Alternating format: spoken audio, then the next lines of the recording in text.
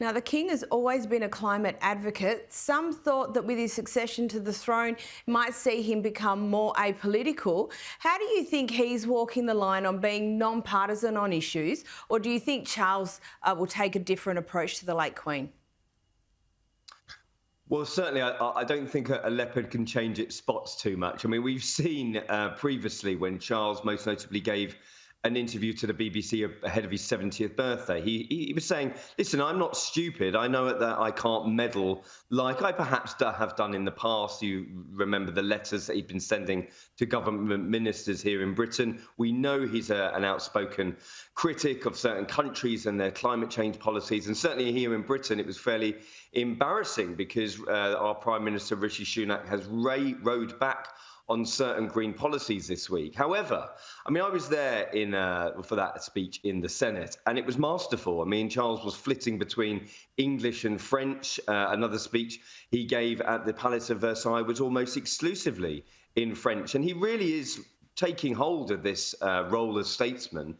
And if you say, like you said, should we have expected him to change tact, to not be as outspoken? But I think when it's on real passion projects of his, let's say the environment, talking about opportunities for the next generation, and of course the war in Ukraine, these are huge, huge pillars of a discussion that is happening not only within the political sphere, but also across society as well. So I wouldn't have expected him to row back on it. And, I think we need to see a bit more of that from Charles. I certainly want to see more of it. He's staying true to his colours, and good on him.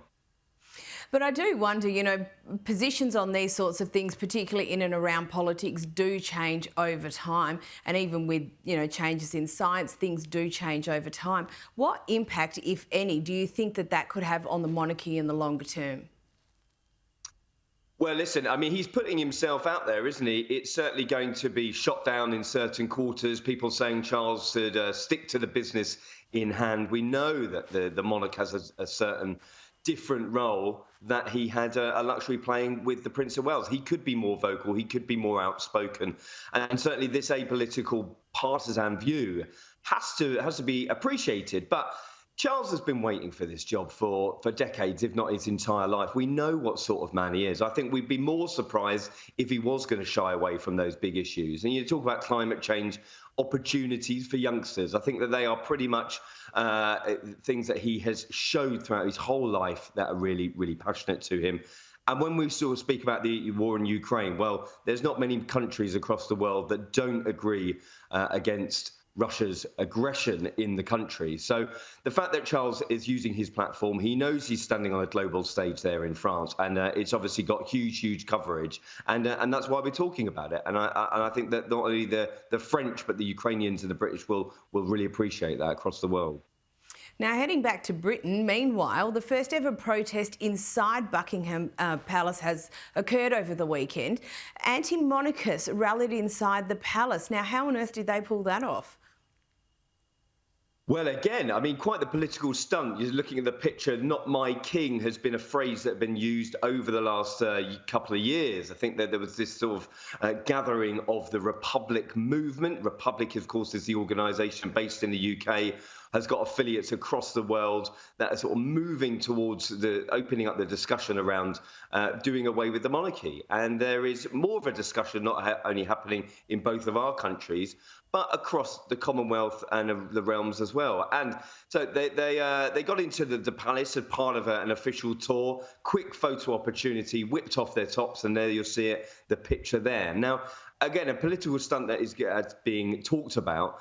But we are living in different times. I think that Charles's coronation, we saw things that we wouldn't have necessarily seen during the late Queen's reign. Certainly a more dissenting voice, opportunities being taken by protesters that we haven't seen for many a year. And this is part of a conversation that Charles has to take on head on, I think. It's no point trying to sweep it under the carpet, no point thinking that this isn't happening both at home and abroad. And with stunts like this, with more activism, comes greater responsibility. And I think that that's definitely something the monarchy really needs to be aware of in the current age.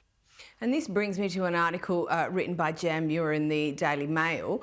Although it's unlikely that Britain would ever become a republic, without the Queen, some are wondering what is the point of the royal family.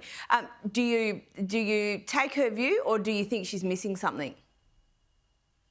Well, I'm not sure. You know, you say that it's unlikely that Britain will become a republic, but you know, we could see that happening one day. Certainly not necessarily in my lifetime, perhaps, but there needs to be more of an open conversation. I think the royal family are aware of this. I know from conversations happening with royal aides in the palace that it is something that they are in tune with, and certainly the reverence that had been afforded to the late Queen throughout her 70 years on the throne isn't necessarily guaranteed these days. There's certainly, of course, greater conversations to be had, as I said, both at home and abroad. And King Charles and the rest of the family need to be aware of that. Now, is this something that I think personally, I mean, I've just been on this royal tour of France. I think hopefully there's going to be a lot more international travel over the next 12 months that we hadn't seen in the previous transitional year at Buckingham Palace, had put it. And that is important for the brand of the royal family. It's important to make sure those international connections are well heeled. Now, it's something that the conversations are not just happening within the palace mechanism, but of course with the royal family themselves. So it's a very different era, this Carolean age. Charles knows that he needs to sort of step up and have deeper conversations with his subjects, as it were, about the issues surrounding the monarchy and what their some people's issues with the monarchy are. Now, heading back probably a little bit into the past, this week, Princess Anne's former husband, Captain Mark Phillips, he turned 75. As always, the media never misses an opportunity to rake over some old scandals and stories, including a child out of marriage and a kidnapping attempt. Will he ever survive these things? And it always makes for a good yarn, doesn't it? Well, it does. I mean, you're looking back on it. We've had some big royal birthdays over the past few years, and certainly Captain Mark Phillips becoming 75. I mean, it takes us back through the history books. Certainly, there was scandal and infighting. We've had plenty over the last couple of years, but that really was a period throughout the royal landscape, which was tarnished with scandal and heartache. I mean, the Queen spoke about her annus horribilis herself, where her children were separating and divorcing in great measure, and where the scandal of Captain Mark Phillips having a child out of wedlock, a lady called Felicity Wade, who then had to produce a DNA test in order to get Captain Mark Phillips to own up to being her father. It really sort of set in motion from the 80s into the 90s a period of real destruction within the royal family.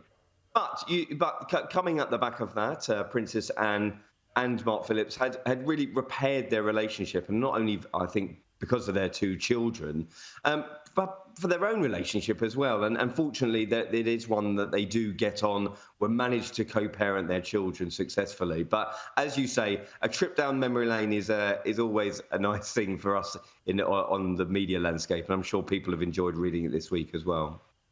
Now, on to Meghan and Harry. They've been out and about in Hollywood at a charity event for first responders hosted by Kevin Costner, where apparently they caught up with their good friend Oprah.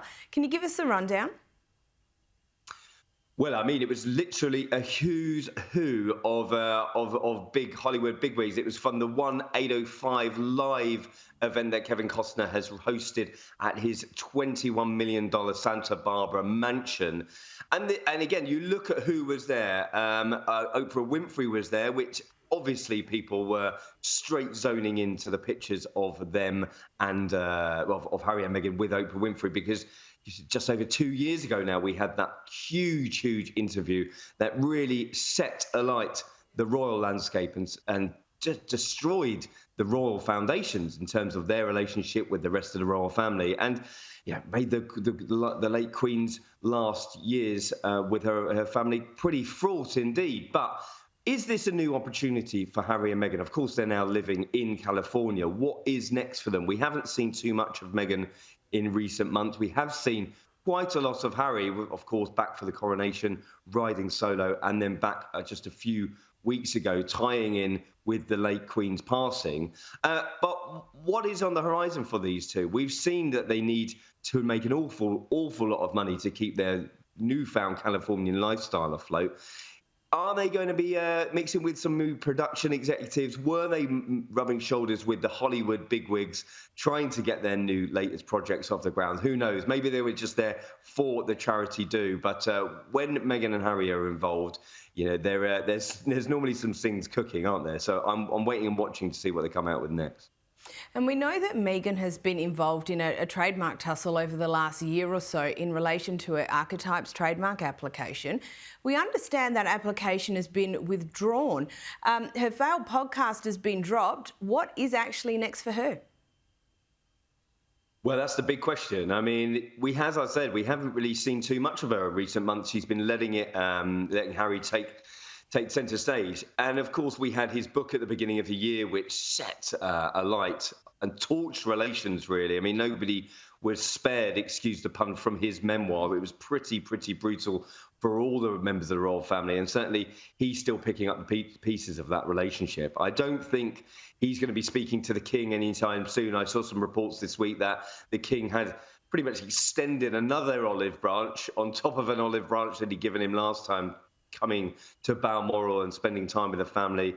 Harry had said that wasn't possible, and my understanding is they haven't spoken properly for many months. And what is next for Meghan? I mean, she has sort of moved into the background. We did see them at the Invictus Games in Dusseldorf. Huge success once again for Prince Harry that we've been all together behind over the past few years. But as I said, they've created this lifestyle where they need to earn an awful lot of money to keep up appearances. They're living in the Montecito, the not only the millionaires, but the billionaires playground in California. So she must be planning what her next stage is. Is it going to be a lifestyle blog? Is it going to be sort of a wellness book, a new podcast? I mean, the last one didn't work out too well. So maybe they've got to try and sort of sit back, regroup and work out what their next stages are. But whatever it is, people are going to be talking about it, that's for sure. Absolutely, they will be. Russell Myers, as always, thank you so much for your time. My pleasure. Good to see you, mate.